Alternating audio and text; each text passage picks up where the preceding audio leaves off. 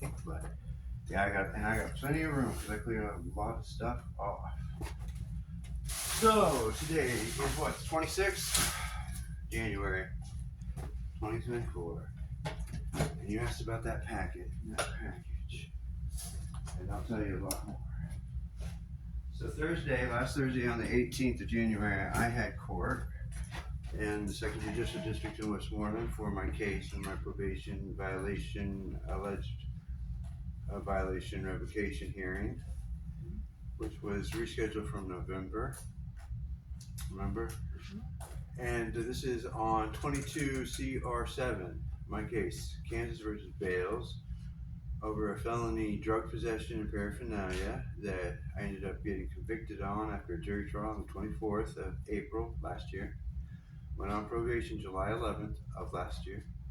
Stipulations of my probations or conditions of my probation are that I don't break any laws, local, state, federal, and that I don't use any drugs.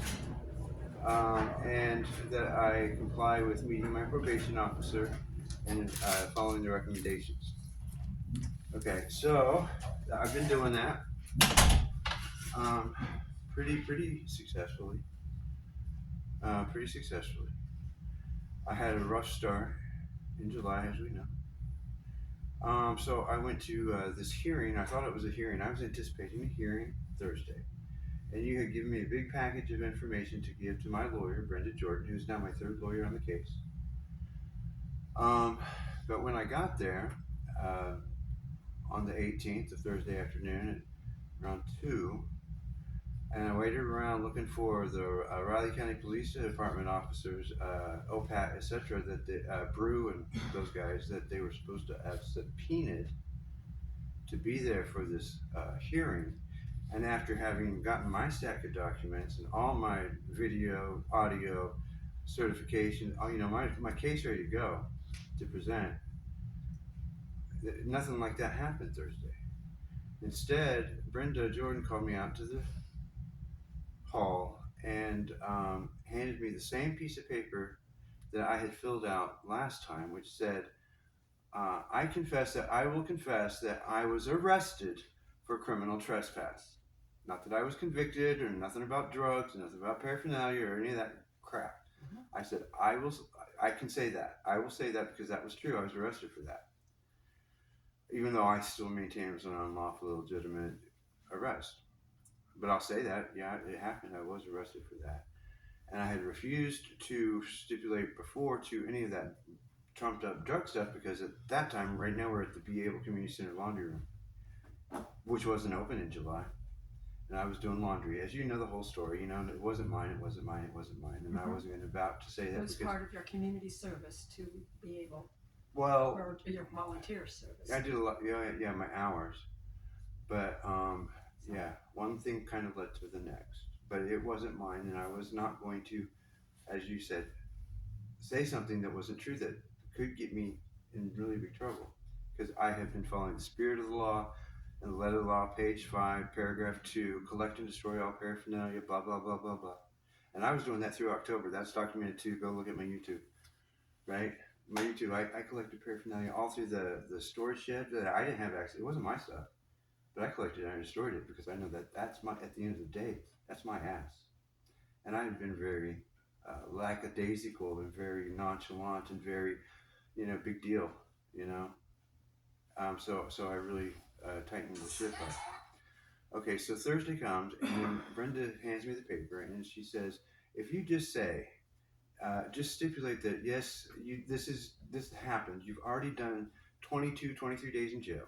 The state will just ask that no more time be served, no more punishment. Just say that you did it, sign that, and then your probation should be continued, and we'll move forward.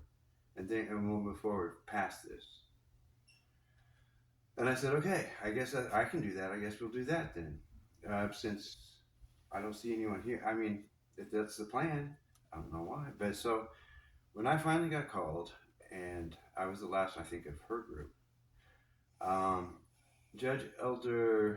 the Honorable Judge Jeffrey T. Elder in 2nd Judicial District in Westmoreland Justice Center,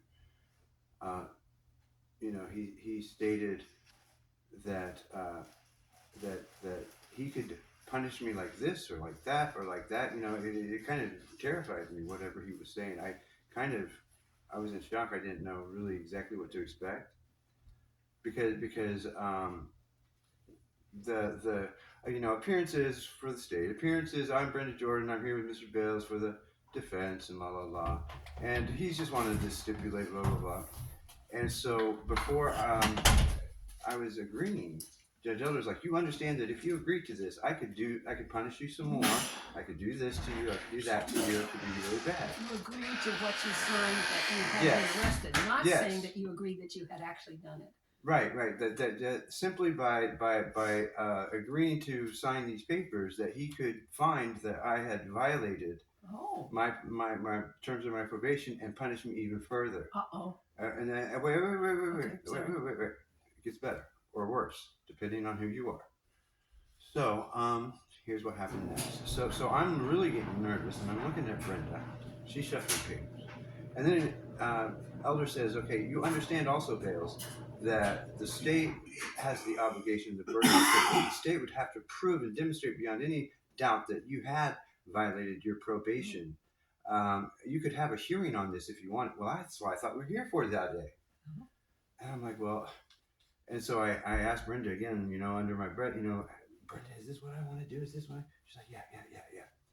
And so I'm like, okay, yeah, I'm a novice probationer, novice criminal. So then what happens next is that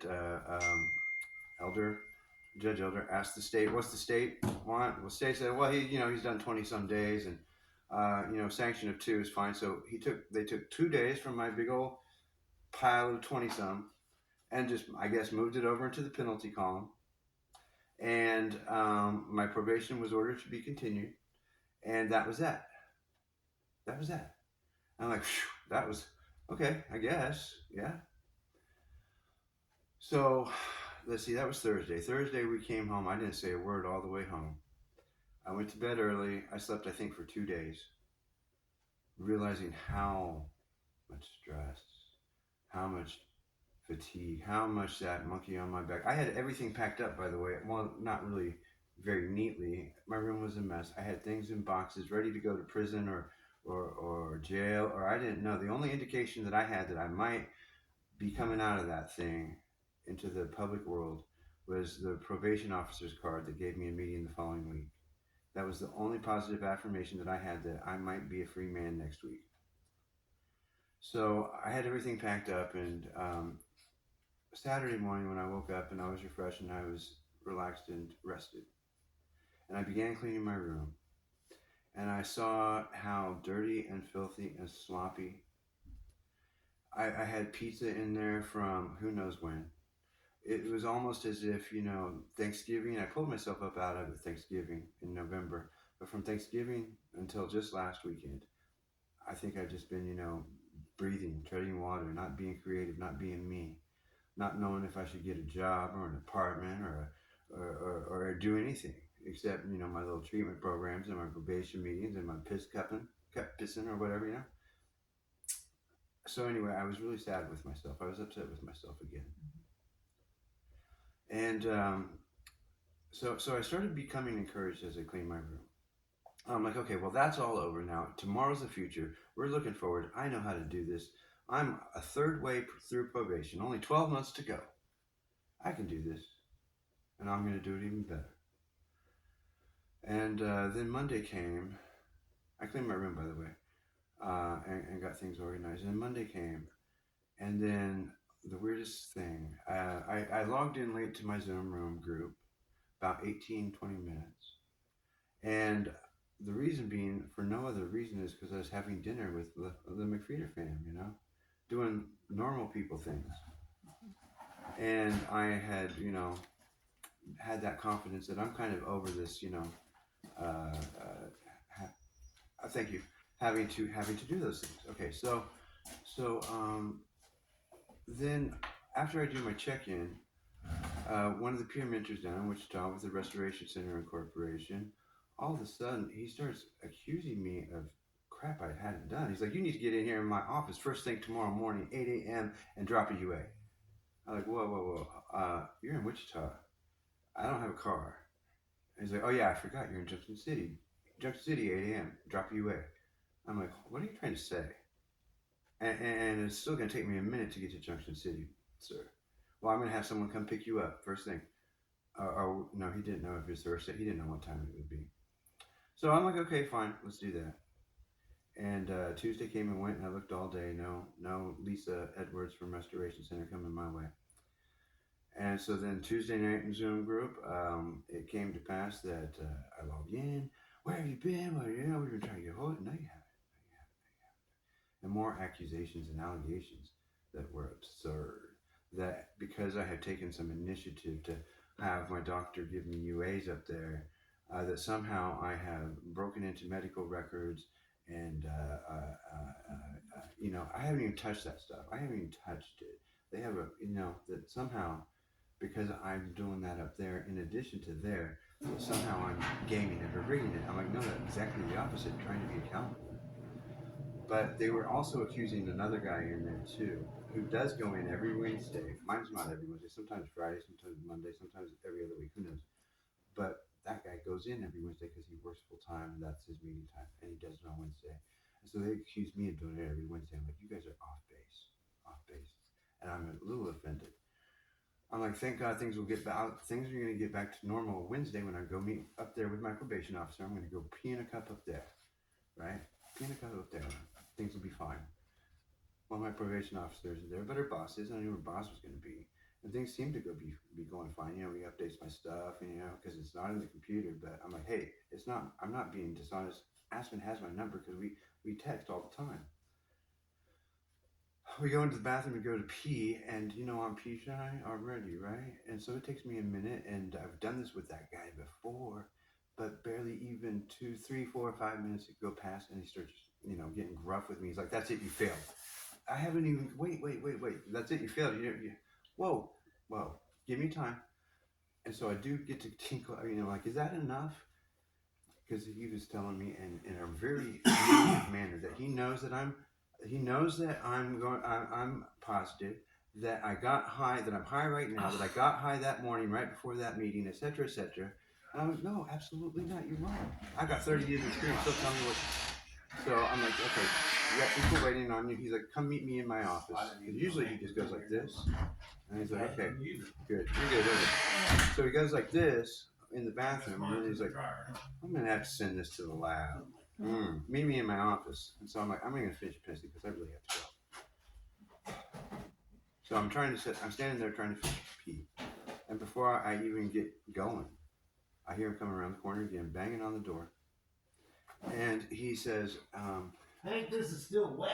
I'm about ready to have you arrested. You better get out You here got a right now. different dryer? Yeah. This one just ain't working. Thank you. You better get out here right now. Meet me in my office. So I go into the office, and there on his desk, he has a piece of paper, a pen, the jar of my pee, and he's like, are you going to make me send this into the lab and arrest you right here, right now? Or are you going to confess that you used? And I'm like, what? You scared the shit out of me. I'm like, fine, I used whatever. I just want to get the hell out of there. So I signed whatever his paper was. Because I know that I have, 20 days in my bank or tank or whatever. Anyway, I saw an old dude today, Scott Pittenger. And he asked me about how court went Thursday. And I said, well, I told him how it went, exactly the same story. He's like, oh no, why did you do that? Why did you do that? You're one step closer to prison, blah, blah, blah, blah, blah, blah, blah. And I'm like, man. And then I told him about what happened Thursday. He's like, yeah, dude, he was intimidating to scare you and bamboozling you. Because why would he need you to sign that paper if you had been positive on that UA? Why would he scare you into confessing to signing a paper? Of course you should send it in. Yeah. All right, we're good. Yeah. So that's where I was. That's where I was when I was supposed to meet you at 1. That's where I was, and that's the story. Oh. And you're up to date. You're being intimidated? Yeah, I was being intimidated. Now I gotta go redacted, get another lawyer and whatever I gotta do. I don't know. That's the story. That's what's going on. Well, that's